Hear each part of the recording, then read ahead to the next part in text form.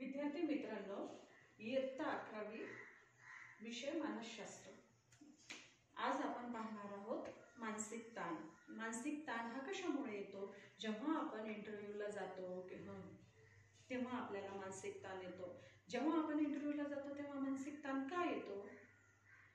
मानसिक ताण आपल्याला माहिती नसतं की जे कोणी सर असतील किंवा जे कोणी इंटरव्ह्यू घेत आहेत ते आपल्याला काय प्रश्न विचारणार आहेत माहीत नसतं, किंवा त्यांच्या अपेक्षा आपल्याकडून काय असणार आहेत, त्यांना आपल्याकडून काय पाहिजे असणार आहे ते माहीत नसतं। तेव्हा आपल्याला आपोआप मनावर दडपण येतं आणि तेव्हा मानसिक ताण येतो। किंवा मग परिस्थितीपेक्षा मागण्या जास्त असतील। परिस्थितीपेक्षा मागण्या जास्त असणे म्हणजे काय? जेव्हा वडील घरात कमवते एक आहे, 2-3 मुलं आहेत, सगळा खर्च वडीलच पाहतात, आणि जेव्हा मुलांच्या अपेक्षा असतात किंवा मिसेसच्या अपेक्षा असतात तेव्हा त्या वडिलांना मानसिक ताण येतो। जेव्हा परिस्थितीपेक्षा खर्च जास्त असतो ना तेव्हा आपण मानसिक ताण येतो। किंवा तुमचं उदाहरण सांगते मी, जेव्हा तुमचा अभ्यास झालेला नसतो आणि एक्झाम येऊन ठेवते तेव्हा तुम्हाला काय येतं? मानसिक ताण येतो, बरोबर? येतो ना मानसिक ताण? बरोबर।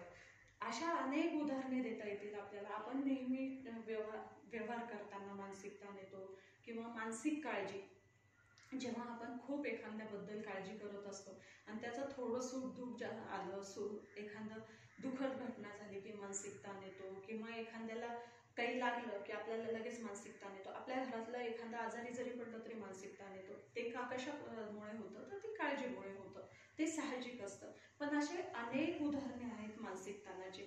तर आज आपण असाच एक पाठ पाहणार आहोत। पाठाचे नाव आहे मानसिक ताण, आणि उपघटक काय आहे? सुसंयोजित असणे। सुसंयोजित असणे म्हणजे काय? सुसंयोजित असणे म्हणजे एक गतिशील संतुलन। एक गतिशील संतुलन म्हणजे काय? तुम्ही जर वर्षभर सुरुवातीपासून लास्ट पर्यंत, एक्झाम पर्यंत अभ्यास सारखा केला त्याला काय म्हणतात? एक गतिशील संयोजित। आपण जर समजा वर्षभराला आपण 3 लाख रुपये कमवतो, राईट? 3 लाख रुपये कमवतो, ते वर्षभर आपल्याला कसे पुरवायचे, कोणत्या महिन्यात कोणता खर्च येणार, वर्षाचं जर नियोजन केलं तर तेव्हा आपल्याला मानसिक ताण येईल का? नाही। मग त्याला काय म्हणतात? एक गतिशील संतुलन म्हणतात, बरोबर? मग हे एक गतिशील संतुलन कशासाठी महत्वाचं आहे? तर एक गतिशील संतुलन म्हणजे एक प्रकारचा नियोजन, बरोबर? नियोजन करणे। आपण जर प्रत्येक गोष्टीचं नियोजन करून जर चाललो तर आपल्याला मानसिक ताण थोडासा कमी होऊ शकतो। आणि जर एखादा अपघात झाला किंवा एखादं दुःख आलं किंवा असं काही झालं, एखादा प्रोग्राम ठरला, तर आपलं बॅलन्स थोडंसं डगमगतं। तेव्हा मग हे सुसंयोजित संतुलन आपल्याला काय करतं? आपल्याला कव्हर करता येतं। त्याच्यामुळे कुठलीही गोष्ट, अभ्यास असो का व्यवहार असो, तेव्हा काय करायला पाहिजे? तेव्हा आपण नियोजन करायला पाहिजे, बरोबर? आता तुमचं जूनमध्ये ॲडमिशन होते, एक्झाम कधी होते? एप्रिलमध्ये होते, बरोबर? फायनल एक्झाम कधी? मार्चमध्ये, एप्रिलमध्ये असते। तर तुम्ही कोणत्या महिन्यात फायनल एक्झाम येणार त्याचं जर सुरुवातीपासून या महिन्यात मला एवढे चॅप्टर कंप्लीट करायचे, पुढच्या महिन्यात मला एवढे चॅप्टर कंप्लीट करायचे जर करून जर अभ्यास केला तर परीक्षेच्या वेळेला तुम्हाला मानसिक ताण येईल का? नाही, बरोबर? तर तुम्हाला काय करावं लागेल? त्याच्यासाठी गतिशील संतुलन करावं लागेल। गतिशील संतुलनाला आपण काय म्हणू? नियोजन म्हणू, बरोबर? असे अनेक उदाहरणे असतात। आता आपण मानसिक ताणाकडे वळू। मानसिक ताण हा खूप गोष्टींमधून येतो, मी सांगितलं तुम्हाला, बरोबर? तर मानसिक ताणाला आपण आजार नाही म्हणू शकत, बरोबर? मानसिक ताण हे आपोआप येतं। आपण जेव्हा कुठलीही गोष्ट जास्त काळजी करतो किंवा जास्त विचार करतो तेव्हा मानसिक ताण येतो, बरोबर? तर आपण काय करायला पाहिजे? आता आपले वडील, जेव्हा तुमचे वडील 10,000 रुपये महिना कमवतात आणि तुम्ही जर समजा बोलले की नाही मला ही गोष्ट पाहिजे, तर तेव्हा त्यांची जर परिस्थिती नसेल देण्याची तर तेव्हा त्यांना काय होतं? वडिलांना काय होतं? मानसिक ताण येतो, बरोबर? तर मग आपण मानसिक ताण कसा कमी करता येईल हे पाहायचे। मानसिक ताण कसा कमी करता येईल? जेव्हा आपल्या परिस्थितीच्या मागण्या असतात ना, परिस्थितीपेक्षा खर्च वाढला की मानसिक ताण येतो। मग तो खर्च कसा नाही वाढला पाहिजे? मग त्याला काय करता येईल? मग त्याला जेवढं आवश्यक आहे तेवढाच खर्च करायचा आणि बाकीचा कमी करायचा, तेव्हा मानसिक ताण कमी होईल। अजून आपल्याला उदाहरणं पाहता येईल। इंटरव्ह्यूला जातो आपण, इंटरव्ह्यूला इंटरव्ह्यूला जातो, साहजिक आहे इंटरव्ह्यूला जाताना मानसिक ताण येतो, मनावर दडपण येतं, धडधड होतं, बरोबर.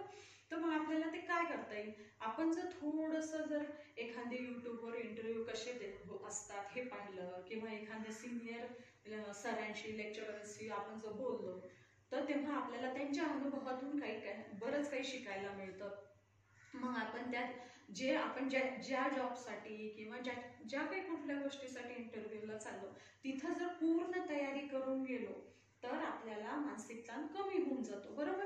तिथे मग आपण छान उत्तर देऊ शकू, किंवा आपल्या सरांनी आपल्याला जे अनुभव सांगितलेले असतात ते त्या पद्धतीने आपण मांडू शकतो. म्हणजे कुठल्याही गोष्टीला अभ्यास करून किंवा विचार करून त्या गोष्टीची पूर्व तयारी करून जर केला तर मानसिक ताण हा कमी होतो, बरोबर.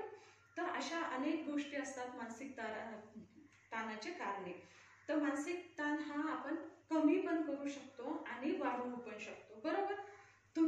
तुम्ही वाढते कसं म्हणसाल, मानसिक ताण वाढते कसा, जेव्हा आता तुमचंच एक उदाहरण देते, जेव्हा तुम्ही अपेक्षा घरून हे पाहिजे, मला या सरांकडे क्लास लावा किंवा त्या सरांकडे क्लास लावा, असं जर घरी बोलले आणि त्या पप्पांची जर परिस्थिती नसेल तर तेव्हा त्यांचा मानसिक ताण वाढतो. अशा अनेक गोष्टी असतात जेव्हा मुलं परिस्थिती नसताना वडिलांना बाईक घेऊन मागतात, बरोबर, तेव्हा ताण येतो. किंवा मग जेव्हा आपण परीक्षेला जातो, अभ्यास झालेला नसतो, किंवा मग आपल्याला एखादं चॅप्टर समजलेलं नसेल, तेव्हा पण आपल्याला ताण येतो, बरोबर. मानसिक ताण हा प्रत्येकाला प्रत्येक एजमध्ये त्याच्या वयानुसार त्याला मानसिक ताण येतो, बरोबर. तर मानसिक ताण हा कमी पण करता येतो आणि वाढू पण शकतो. तर आपण मानसिक ताण हा कमीत कमी आला पाहिजे हा प्रयत्न केला पाहिजे, कारण की त्याचा तब्येतीवर इफेक्ट होतो. मानसिक ताण आला म्हणजे डोकं दुखणं, धडधड होणं हा प्रकार वाढतो आणि त्याच्यामुळे बीपीचा त्रास होतो, डोकं दुखणं, झोप न लागणं, अशा खूप काही गोष्टी घडत जातात. तर मानसिक ताणाची व्याख्या पाहू. जेव्हा मागणीपेक्षा परिस्थिती जेमतेम असते, किंवा उपलब्ध असलेल्या वैयक्तिक परिस्थितीपेक्षा मागणी जास्त होते, तेव्हा मानसिक ताण येतो, बरोबर. अशा अनेक गोष्टी असतात ज्यांनी मानसिक ताण येतो, बरोबर.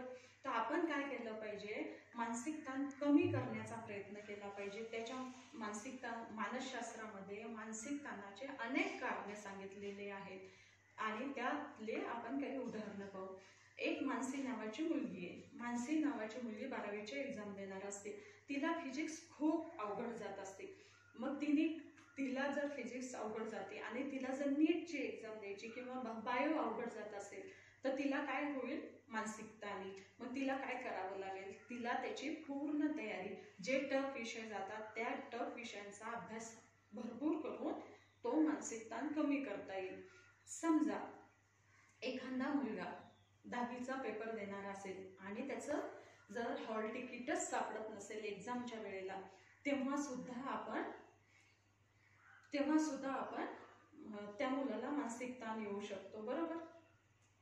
मित्रांनो, पैशामुळे सुद्धा मानसिक ताण येतो. तर तुम्ही बोलसाल पैशामुळे मानसिक ताण कसा येतो, जेव्हा पैशाची आवक घरात कमी असेल किंवा आणि घरात खर्च करणारे व्यक्ती किंवा जास्त फॅमिली मेंबर असतात आणि कमवणारा एकच असतो, तेव्हा सुद्धा मानसिक ताण येतो. तर त्यासाठी आपण खर्च जर मॅनेज केला तर मानसिक ताण कमी पण होऊ शकतो. पण पैसा सुद्धा मानसिक ताणाचं एक कारण असू शकतं. किंवा मग एखादा मुलगा वेगळ्या एखाद्या कोर्ससाठी जाणार असेल आणि त्याची तेवढी परिस्थिती नसेल, त्याच्या वडिलांची परिस्थिती नसेल आणि त्याची खूप इच्छा असेल आणि तो त्या कोर्ससाठी जाण्यासाठी योग्य असेल आणि परिस्थिती नसेल, तेव्हा सुद्धा वडिलांना पण आणि मुलाला पण मानसिक ताण येऊ शकतो. अशा अनेक कारणे असू शकतात जे मानसिक ताण. तर 11वीच्या मानसशास्त्राच्या पुस्तकात हेच कारणे सांगितलेले आहे. मानसिक ताणाचे भरपूर उदाहरणे दिलेले आहेत. आपण जे उदाहरणे पाहतो आहोत तेच उदाहरणे दिलेले आहेत आणि याच्यापेक्षा अजूनही उदाहरणे दिलेले आहेत. जसं की आता 12वीची एक्झाम देणार तुम्ही, बरोबर. 12वीची एक्झाम देणार, तेव्हा तुमच्या वडिलांची काय अपेक्षा असणार की मुलांनी भरपूर मार्क्स घेतले पाहिजे, त्याला पुढच्या कोर्ससाठी चांगले मार्क्स पडले पाहिजे, बरोबर. तर मग तुम्हाला काय करावं लागेल, खूप अभ्यास करावा लागेल. आणि तुम्हाला तुमची अपेक्षा काय असणार की मला चांगल्या सरांकडे क्लासेस लावले पाहिजे पप्पांनी, आणि मग मला चांगले मार्क्स घ्यायचे, तर मला खूप अभ्यास करावा लागेल. इनडायरेक्ट तुम्हाला पण मानसिक ताण असणार आहे आणि तुमच्या आईवडिलांना सुद्धा मानसिक ताण असणार आहे, कारण की हे वर्ष तुमचं महत्त्वाचं वर्ष असणार आहे. 12वी म्हणजे महत्त्वाचं वर्ष मानतो आपण, बरोबर. तर मग तुम्हाला काय करावं लागेल, भरपूर अभ्यास करावा लागेल, भरपूर अभ्यास करावा लागेल, वर्षभर नियोजन करावं लागेल, टाइम ठरवून द्यावा लागेल, किती वेळात कुठल्या विषयाचा अभ्यास करायचा आहे हे जर तुम्ही ठरवलं तर तुम्ही चांगले मार्क्स घेऊ शकाल आणि परीक्षेच्या वेळेला मानसिक ताण येणार नाही. आणि तुम्ही जर अभ्यास केला नाही आणि पेपरला गेले तर तिथे काय होईल, तुमचा गोंधळ उडेल आणि आपोआप मानसिक ताण येईल, आणि त्या मानसिक ताणाचा इफेक्ट तुमच्या आईवडिलांवर होणार, कारण की काय होणार, मार्क्स कमी होणार, मग त्यांना पुढे ऍडमिशन कसं घ्यायचं हा मानसिक ताण राहणार. अशा अनेक उदाहरणे आहेत जे मानसिक ताण वाढवू शकतात. मानसिक ताणाचा तब्येतीवर खूप इफेक्ट होतो. तो कसा, तर मानसिक ताणाला म्हणजे काय होणार, माणूस बेचैन राहणार, काळजी करणार, डोकं दुखणार, धडधड होणार, बीपी वाढणार, झोप न येणं. आता बरेच जण असे असतात जे खूप बिझी असतात, खूप पैसा कमवतात, खूप त्यांना मानसिक ताण असतो, खूप मोठ्या पोस्टवर जॉब करतात, पण रात्रभर झोप येत नाही. का, तर त्यांना मानसिक ताण असतो, मग ते काय करतात, झोपेची गोळी घेतात. असे अनेक कारणं आहेत जे मानसिक ताणाला कारणीभूत असतात. जेव्हा आपण जास्त वर्क करतो किंवा जास्त काळजी करतो किंवा मग जास्त पैसा कमवण्याची हाव ठेवतो, तेव्हा सुद्धा मानसिक ताण येतो. मानसिक ताणाला कारणे खूप आहेत, पण कमी करायला सुद्धा तेवढीच हे आहे, सोपं आहे, पण आपण ते करत नाही.